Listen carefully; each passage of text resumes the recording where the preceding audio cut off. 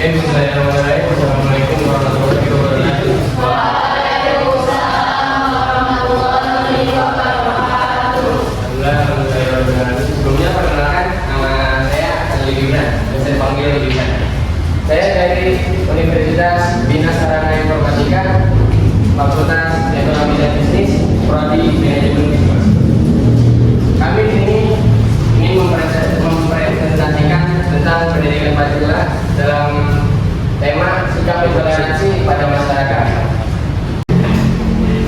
Pengertian tentang toleransi. Toleransi secara umum, toleransi adalah sebuah perilaku manusia untuk menghormati dan menghargai perbedaan yang ada, baik itu antar individu maupun antar kelompok. Contoh sifat toleransi dalam kehidupan bermasyarakat menggunakan prinsip Bhinneka Tunggal Ika. 2. Menghormati keyakinan orang lain. Setiap individu memiliki hak untuk memeluk agamanya tanpa adanya paksaan dari siapapun. Yang ketiga, mengakui adat dan budaya orang lain dengan cara tidak membuat kegaduhan saat hari raya Nyepi di Bali atau hari raya Idul Fitri dan lain-lain. Selanjutnya itu ada pengertian toleransi. Intoleransi adalah sikap menolak perbedaan dan keanekaragaman, baik dalam keyakinan, pandangan politik, agama, ataupun budaya. Nah, di sini kita ada bentuk-bentuk intoleransi. Bentuk-bentuk intoleransi kita ada 8. Yang pertama, intoleransi agama. Intoleransi agama adalah sebuah penolakan terhadap keyakinan agama orang lain selain agama yang dianut. Bentuk intoleransi ini sering memicu konflik antar umat beragama dan diskriminasi terhadapnya.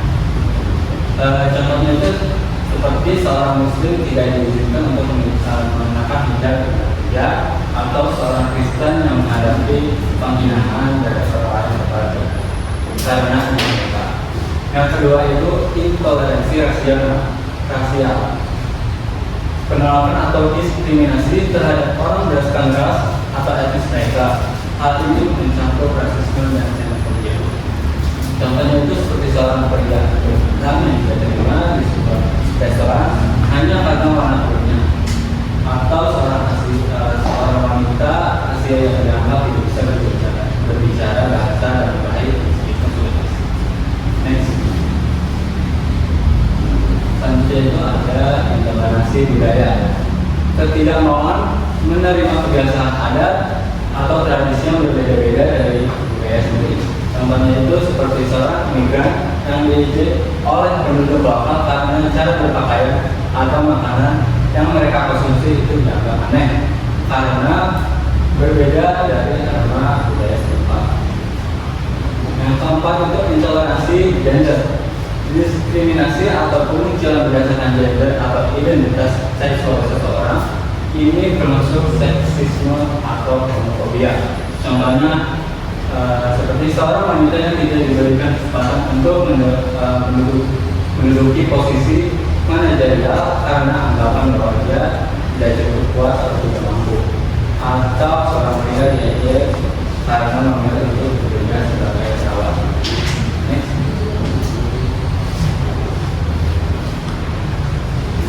Selanjutnya ada intoleransi politik.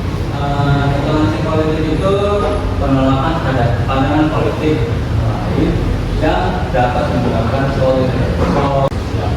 Contohnya itu seperti seorang aktivis yang memperjuangkan hak asasi manusia, menerima ancaman fisik atau verbal dari orang-orang yang sudah setuju dengan pandangan politiknya. Yang keenam itu adalah intoleransi sosial. Intoleransi sosial adalah perlakuan diskriminatif terhadap individu atau kelompok status sosial mereka seperti sosial disabilitas atau kemiskinan. Contohnya itu seperti orang dengan ada disabilitas yang tidak diberikan akses kepada gedung pabrik dan fasilitas umum sehingga mereka terisolasi dan tidak dapat berpartisipasi dalam kegiatan sosial.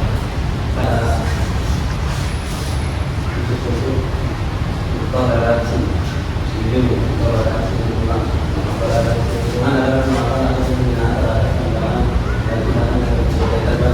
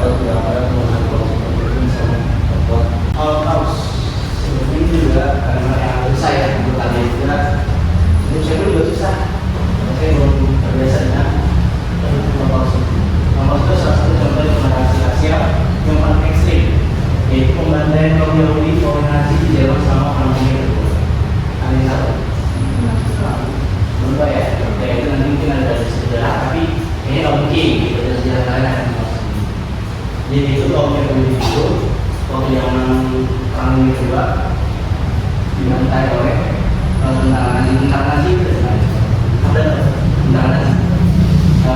Jadi mungkin salah satu dari perang dunia. Jadi itu membantu suatu oleh lain karena perbedaan pendapat. Jadi diskriminasi terhadap Rohingya. Rohingya itu benar-benar ya.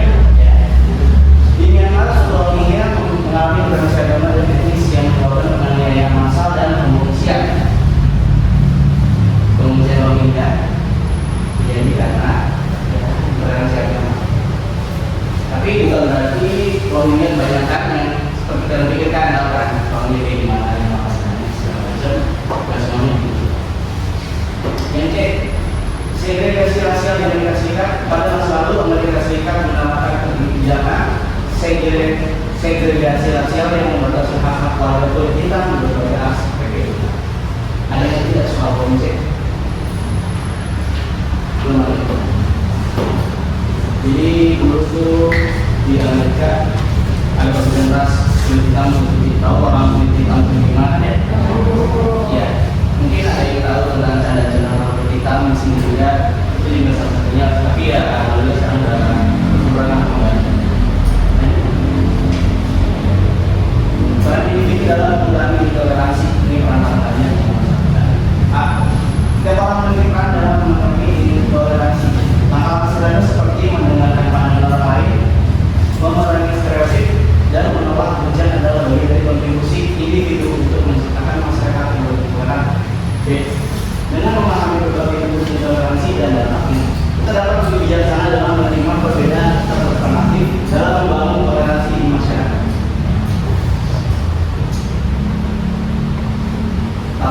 Peran kelompok dalam mengurangi intoleransi. Menyelenggarakan program edukasi dan kampanye kesadaran untuk meningkatkan pemahaman tentang keberagaman. Mereka juga dapat mempromosikan dakwah melalui forum dan kegiatan yang mendorong pertukaran budaya dan pandangan antar kelompok. B. Kelompok menyediakan dukungan bagi perubahan toleransi melalui layanan advokasi serta mendorong penerapan kebijakan yang mendukung toleransi dan melawan diskriminasi. Membangun komunitas inklusif dengan menciptakan ruang aman dan kolaborasi antar kelompok juga sangat penting untuk memperkuat solidaritas. Terakhir, kelompok dapat bekerja sama dengan lembaga pendidikan untuk memasukkan nilai-nilai toleransi dalam kurikulum sehingga membantu menciptakan masyarakat yang lebih harmonis dan saling menghormati. Ya, sekarang juga sesi jawab. Pasti ada argumentasi di mana katanya cewek selalu benar. Oh iya, ini seru nih. Ya, lanjut. Itu gimana caranya kita untuk membantah argumentasi itu kalau misalkan cewek itu nggak selalu benar, pasti kan ada dong di sisi dimana cewek itu ada salahnya. Tapi dari satu sisi itu cewek ini tetap mengedepankan argumen itu kayak misalnya cewek itu selalu benar. Ini gimana cara melawannya? Saya jawab santai aja. Gini loh, kalau dibilang cewek selalu benar atau selalu salah, sebenarnya benar, emang salah juga. Semuanya berdua sama, cowok juga selalu benar, cewek selalu salah juga benar. Contohnya, kalau cewek selalu benar, kenapa cewek selalu salah dalam memilih pasangan? Benar kan? Ya kan? Balikin juga cowok juga bisa. Kalau cowok benar, kenapa cowok salah dalam memilih pasangan? Ya kan? Kalau cewek benar, kenapa dia menyukai matematika dengan cowok? Benar? Tapi balik lagi, di cewek juga masih ada tokoh-tokoh seperti anak hati, ya kan?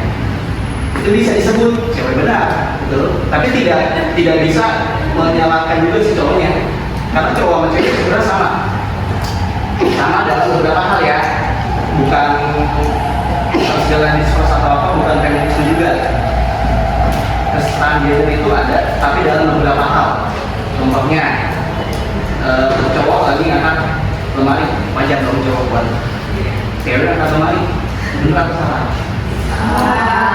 Gitu caranya. Jadi juga bisa dihitung juga kesadaran sendiri juga kalau ngomong begitu. Kalau misalkan cewek kalau benar, coba tanya ke diri sendiri cewek, apakah kalian selalu benar? Jadi kan kalau misalkan dulu sejarah kedua itu sudah bukan kan kadang sebatas itu Jawa. Nah, ini seperti ini. Jawa gitu kan? Jawa iya.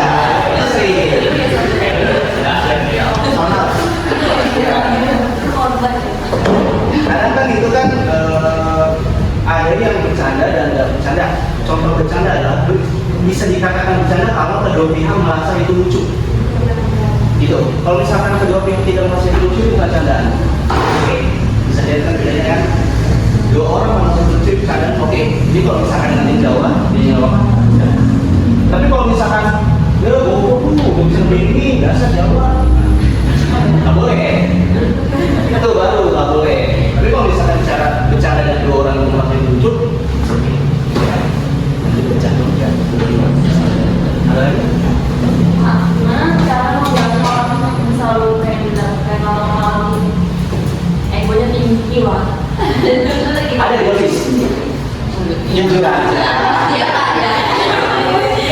Gak apa-apa, pasti setiap orang pasti ada. Gitu.